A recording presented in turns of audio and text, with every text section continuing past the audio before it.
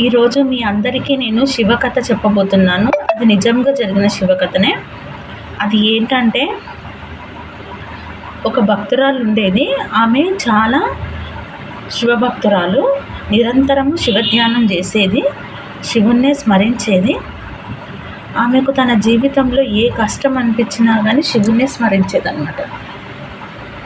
పెళ్ళై అత్తారింటికి వెళ్తే కూడా ఆమెకు భర్తతోటి అత్తమామలతోటి ఎన్నో ఇబ్బందులు వచ్చినప్పుడు కూడా శివుణ్ణి ధ్యానించేదన్నమాట.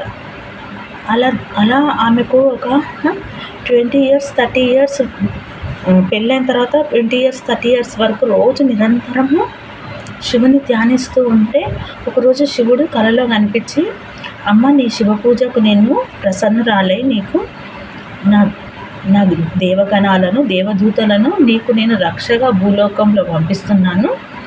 నీకు మాత్రమే వాళ్ళు కనబడతారు, ఆపదలో ఉన్నప్పుడు వాళ్ళు నిన్ను కాపాడతారు అని శివుడు చెప్తే ఈమె నమ్మదు. ఒకరోజు ఆమె బాగా జ్వరం వచ్చి రాత్రి 12 అయితే ఆమె మందుల షాప్కి వెళ్ళినప్పుడు, మెడికల్ షాప్ వెళ్ళినప్పుడు అదృశ్య రూపంలో దేవతలు ఆమె వెంట రావటం ఆమె గమనిస్తుంది. ఆమె ఆశ్చర్యపోతుంది, ఏంటి నా వెంట దేవతలు వస్తున్నారు, ఎవరో తెలియని శక్తి నా వెనకాల ఉంది అని. ఇంకా అప్పటి నుంచి ఆ రోజు కళ వచ్చిన తెల్లారి నుంచి ఆమె వెంట దేవదూతలు వచ్చి ఆమెను అనుక్షణం రక్షించడం మొదలుపెడతారు. ఒకసారి ఆమె వర్షాకాలంలో ఎక్కడికో వెళితే అక్కడ మెయిన్ వాల్ ఓపెన్ అయి ఉంటుంది. ఆమె ఆ మెయిన్ వాల్లో పడిపోతుంది.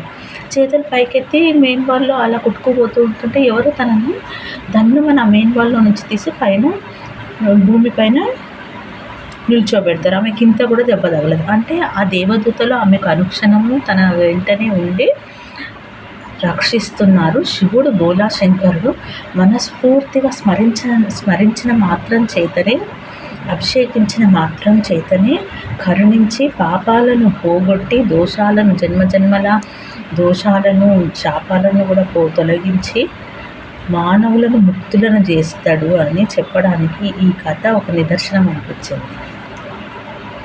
విన్నందుకు అందరికీ కృతజ్ఞతలు.